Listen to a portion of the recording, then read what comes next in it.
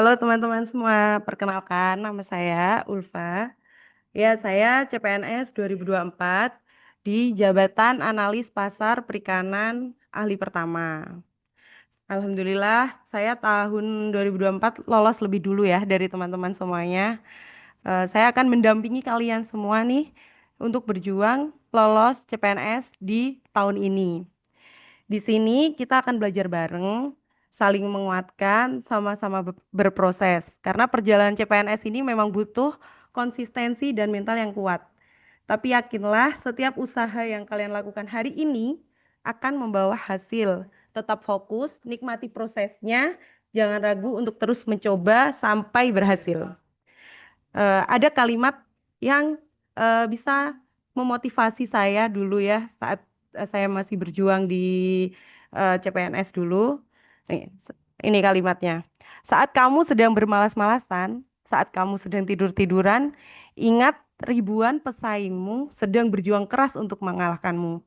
Karena kesuksesan itu ketika ada kesempatan bertemu dengan kesiapan. Jadi, ayo teman-teman kita sama-sama mempersiapkan untuk mendapatkan hasil yang maksimal untuk lolos di CPNS tahun ini. Selanjutnya kita akan buka soal ya. Oke, kita coba ya soal pertama. Sebuah perusahaan perikanan melakukan ekspor hasil laut tanpa memiliki sertifikat mutu dari instansi berwenang. Menurut Undang-Undang Perikanan, apa resiko terbesar yang dihadapi perusahaan tersebut? A. Kehilangan konsumen domestik. B. Dikenakan bea ekspor lebih tinggi. C. Tidak mendapatkan subsidi dari pemerintah. D. Dikenai sanksi administratif dan pidana. E. Tidak tercatat dalam statistik nasional. Oke teman-teman, silakan dijawab 10 detik ya.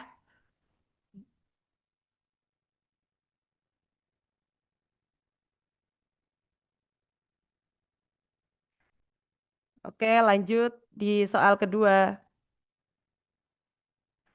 Soal kedua, Undang-Undang Republik Indonesia Nomor 45 Tahun 2009 tentang perubahan atas Undang-Undang Nomor 31 Tahun 2004 tentang perikanan menyebutkan bahwa perikanan merupakan semua kegiatan yang berhubungan dengan pengelolaan dan pemanfaatan sumber daya ikan.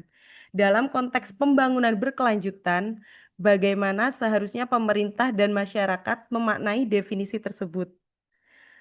Pilihannya A. Meningkatkan hasil tangkapan ikan sebanyak-banyaknya untuk mencukupi kebutuhan nasional dan ekspor.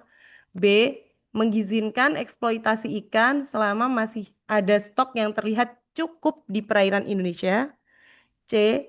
Mendorong investasi asing untuk mengembangkan industri perikanan skala besar tanpa mempertimbangkan dampaknya. D. Mengelola sumber daya ikan secara bijak dan berkelanjutan dengan melibatkan masyarakat lokal dan menjaga ekosistem laut. Yang E. Membatasi aktivitas nelayan kecil agar sumber daya ikan tidak cepat habis oleh aktivitas tradisional mereka. Silakan dipilih teman-teman jawabannya yang dianggap benar.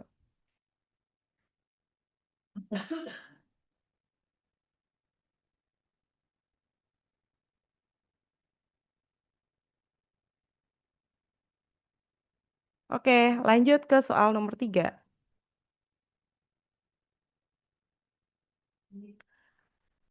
Jika terjadi penurunan stok ikan secara drastis di suatu wilayah pengelolaan perikanan atau WPPRI, tindakan kebijakan apa yang paling tepat dilakukan pemerintah menurut amanat Undang-Undang Perikanan? A. Menggenjot ekspor agar cepat laku. B. Memberikan subsidi alat tangkap. C. Menutup sementara wilayah penangkapan dan melakukan penelitian. D. Mengundang investor asing untuk mengelola. Dan E. Menurunkan harga ikan di pasar lokal. Silakan dijawab A, B, C, D, atau E.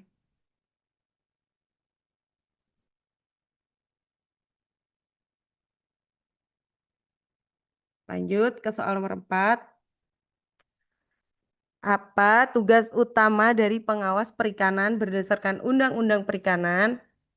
A. Menangkap nelayan tanpa izin. B. Menjual hasil tangkapan yang tidak terserap pasar. C. Melakukan sosialisasi alat tangkap. D. Mengawasi, mencegah, dan menindak pelanggaran perikanan. E. Mencatat jumlah nelayan di tiap daerah. Silakan dijawab. Pilihannya A, B, C, D, dan E.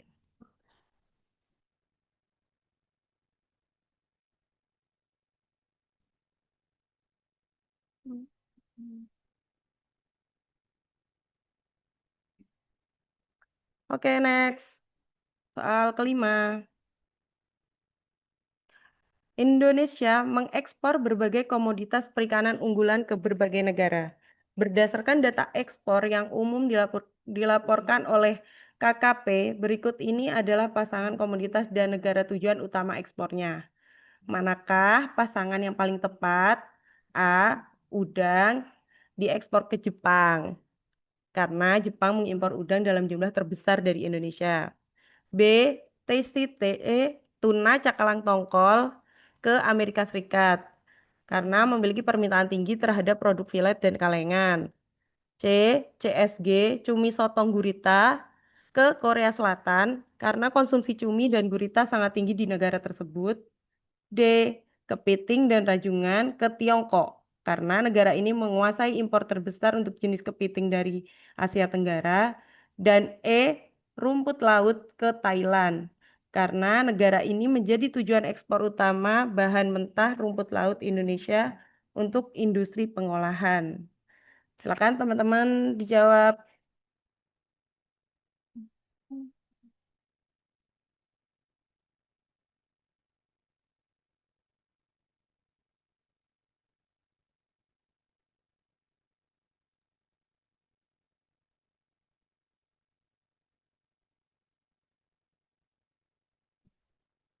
Oke, cukup. Sip. Soal pertama. Sebuah perusahaan perikanan melakukan ekspor hasil laut tanpa memiliki sertifikat mutu dari instansi berwenang. Menurut Undang-Undang Perikanan, apa risiko terbesar yang dihadapi perusahaan tersebut? Oke, ada yang jawab benar, dikenai sanksi administratif dan pidana. Jadi memang apa syarat dari ekspor hasil laut itu kita harus memiliki sertifikat mutu, penjaminan mutu yang biasanya dikeluarkan dari instansi yang berwenang. Nah, pelanggarannya ini memang biasanya dikenai sanksi administratif dan pidana untuk menjaga standar ekspor dan perlindungan konsumen di negara tersebut. Seperti itu, teman-teman. Jadi kebanyakan itu soal-soal APHP, tes SKB APHP itu studi kasus. Jadi selain kita mengerti teorinya, kita juga harus memahami kalau ada kasus-kasus tersebut seperti apa, itu solusinya bagaimana. Itu harus kita pikirkan di waktu yang singkat. Jadi jangan khawatir, teman-teman, semakin banyak latihan soal akan semakin terbiasa menghadapi kasus-kasus yang ada di soal. Oke, selanjutnya next.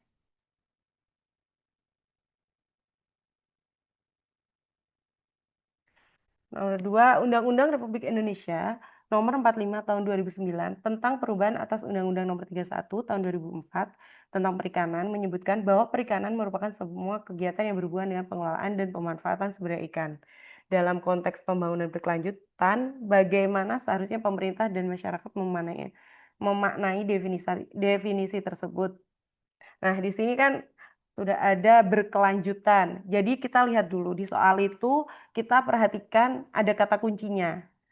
Nah, kita harus baca pilihannya, pilihan gandanya ini dengan cermat. Nah, kita harus caranya kita mengeliminasi satu persatu jawaban yang kita anggap kurang tepat. Meningkatkan hasil tangkapan ikan sebanyak-banyaknya. Nah, ini kan pasti enggak, karena kan kita ini konteks pembangunan berkelanjutan.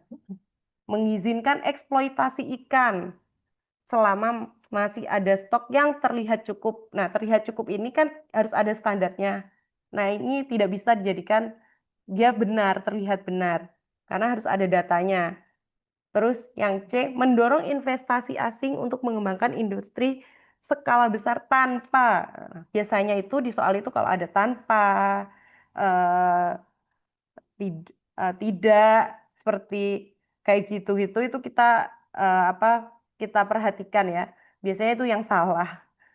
Tanpa terus kecuali seperti itu. Yang D, mengelola sumber daya ikan secara bijak dan berkelanjutan. Karena kan yang di soal dituliskan berkelanjutan, jadi kita pilih yang D karena D ini mengelola sumber daya ikan secara bijak dan berkelanjutan dengan menjaga ekosistem laut seperti itu.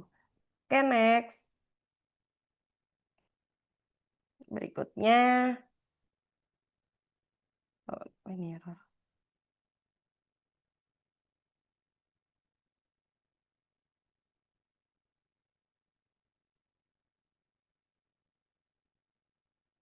Jika terjadi penurunan stok ikan secara drastis di suatu wilayah WPPRI, tindakan kebijakan apa yang paling tepat untuk dilakukan pemerintah menurut amanat UU Perikanan?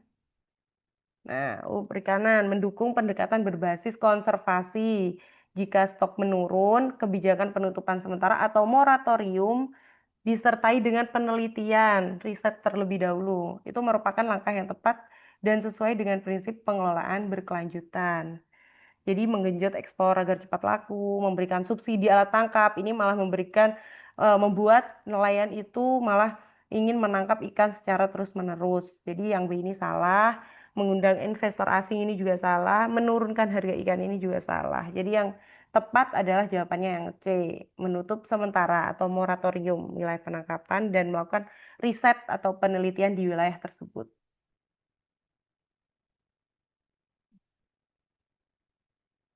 Oke, next. Soal keempat.